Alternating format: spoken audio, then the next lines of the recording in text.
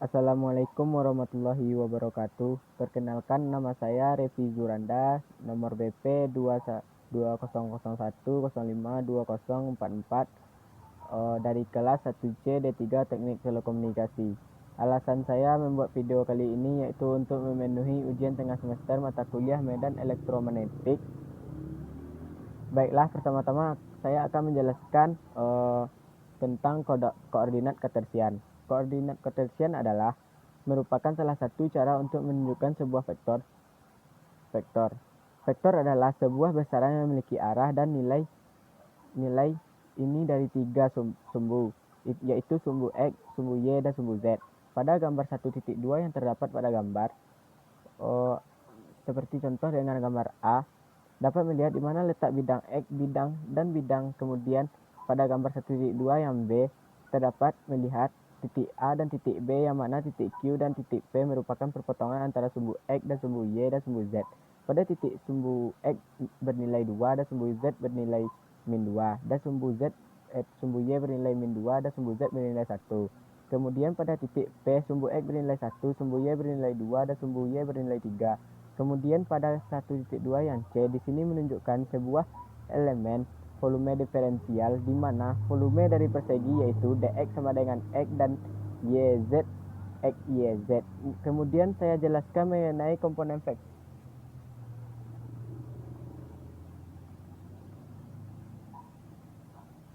Kemudian lanjut saya jelaskan mengenai komponen vektor dan vektor satuan.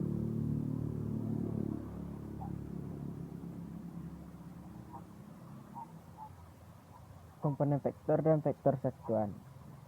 Satuan vektor untuk menjabarkan sebuah vektor dalam sistem koordinat persegi, kita memerlukan komponen vektor di mana vektor komponen memiliki besaran yang tergantung pada vektor yang diberikan seperti yang terlihat pada gambar 1.3 yang terlihat pada PowerPoint saya.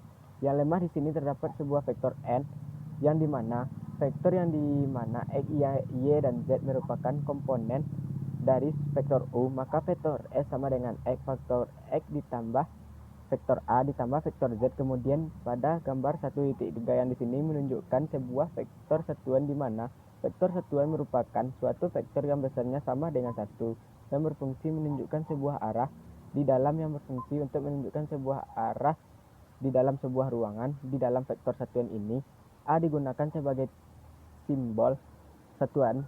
Kemudian pada gambar 1.3 yang C, ini dapat kita terdapat sebuah vektor PQ di mana perbaiki merupakan selisih antara vektor A dan vektor B.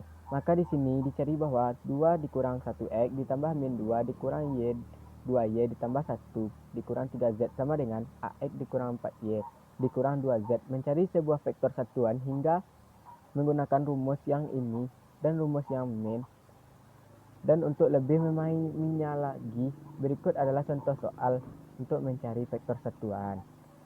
Di mana jika G sama dengan 2X dikurang 2Y dikurang Z, maka tentukanlah vektor satuannya. Maka terlebih dahulu kita akan mencari panjang dari G. Caranya yaitu dengan menggunakan rumus yang yaitu akar 2, maka panjang BC sama dengan akar dari 2 kuadrat ditambah 2 kuadrat ditambah 1 kuadrat dan mendapatkan hasil 3. Kemudian setelah mencari panjang persegi tersebut, kita memasukkan ke dalam rumah. Yang ini angka 2/3x dikurang 2/3 dikurang 1/3 sama dengan 0,667x dikurang 0,667. Hasilnya saya akan jelaskan mengenai perkalian titik. Baiklah, lanjut ke perkalian titik. Untuk dua buah vektor A dan B melalui titik dot produk, vektor ini dapat didefinisikan sebagai hasil perkalian antara A dan B nilai kosinus dari sudut lancip yang diapit oleh keduanya. Dapat ditulis dengan persamaan sebagai berikut. Kemudian hasil dari operasi perkalian titik atau saklar akan menghasilkan sebuah nilai saklar yang dituliskan dengan persamaan sebagai berikut. A dikali A dot B atau A di titik B sama dengan A dan B sama dengan B dan A. Kemudian sebuah vektor yang dikalikan di titik dengan dirinya sendiri akan menghasilkan sebuah nilai saklar yang merupakan kuadrat dari besarnya. Dapat dituliskan dengan persamaan berikut. Dan apabila vektor satuan yang dikalikan dengan titik dengan dirinya sendiri, maka akan menghasilkan nilai 1, atau dapat dituliskan dengan persamaan untuk lebih memahaminya. Coba kita lihat pada gambar 1.4 yang terdapat pada PowerPoint saya ini. Pada gambar 1.4 yang kita dapat melihat bahwa komponen vektor B untuk arah yang sama dengan arah vektor A dapat dituliskan persamaan sebagai berikut pada gambar 1.4 yang B, bisa di mana di sana komponen B pada peta adalah A dikali A. Kemudian lanjut saya akan menjelaskan tentang perkalian silang.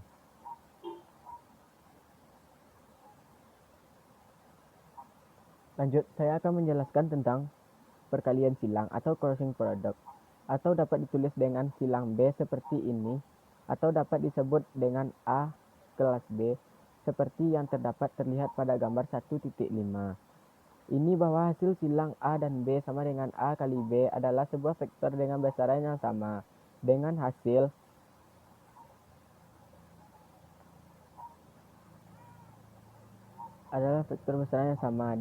perkalian besaran A dan B dan nilai sinar tegak lurus terhadap bidang A dan B yang dapat digeser atau dipindahkan ke segala arah. Jika kita memutar sekrup arah kanan, maka ia akan pergi ke kanan atau ke mana yang kita mau. Kemudian untuk menghitung hasil perkalian silang ini, kita dapat menggunakan persamaan berikut sebagai, atau kita juga dapat menggunakan penguraian lalu kita jabarkan hasilnya, atau lebih sederhananya seperti ini, atau yang lebih mudah dipahami ingat dengan menggunakan determinan. Baiklah, untuk lebih memahami sebuah contoh soalnya itu sebagai berikut, di mana jika A sama dengan 2X dikurang 3Y ditambah Z dan B sama dengan min 6X dikurang 2Y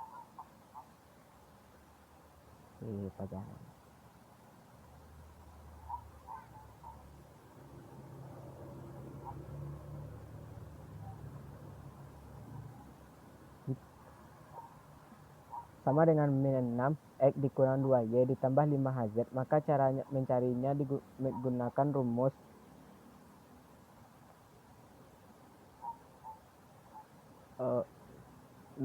rumus yang dapat 6A dikali B sama dengan 2 min 4X min 3 min 2HZ 1 min 5 sama dengan min 3 dikali 5 dikurang 1 dikali min 2A 2 dikali 5 dikurang 1X min 4Y ditambah 2X min 2 dikurang min 3X min 44 mendapatkan hasil min 13X dikurang 14X dikurang 16. Lanjut, saya akan menjelaskan tentang sistem tabung dan transformasi koordinat berbeda dengan sistem koordinat persegi sebelumnya. Sistem koordinat tabung ini kita tidak lagi menggunakan tiga garis tumbuh, melainkan di sini kita harus memandang sebuah titik sebagai perpotongan antara tiga buah permukaan yang saling tegak lurus. Terlihat pada gambar yang di PPT saya, yang dimana sama dengan konstanta merupakan tabung alas selubung dari tabung dan merupakan bidang datar dari tabung, dan Z merupakan sebuah bidang datar lainnya. Dan kita kembali ke gambar 1.6 yang B, di mana di sana memperlihatkan vektor satuan untuk koordinat tabung, di mana titik P adalah 1 dan Z mengarah ke radial KPA.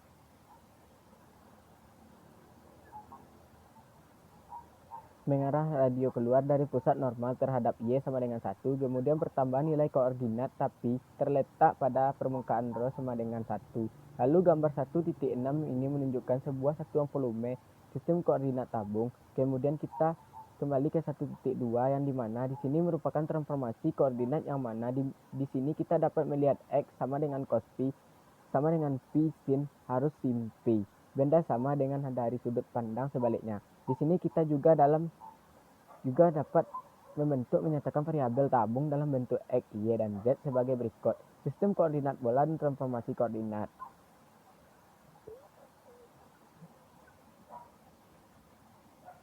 Baiklah, kita lanjut kepada sistem koordinat bola.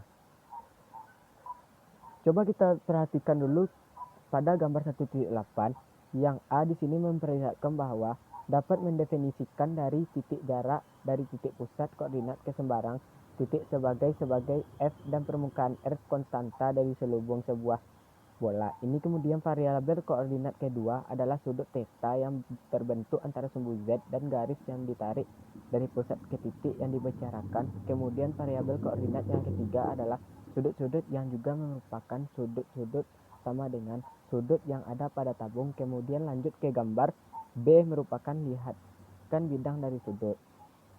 Baiklah, kita lanjut kepada 5. Intensitas medan muatan. 1. Intensitas medan muatan yang terdapat pada rumus. Dan 2. Intensitas medan muatan volume.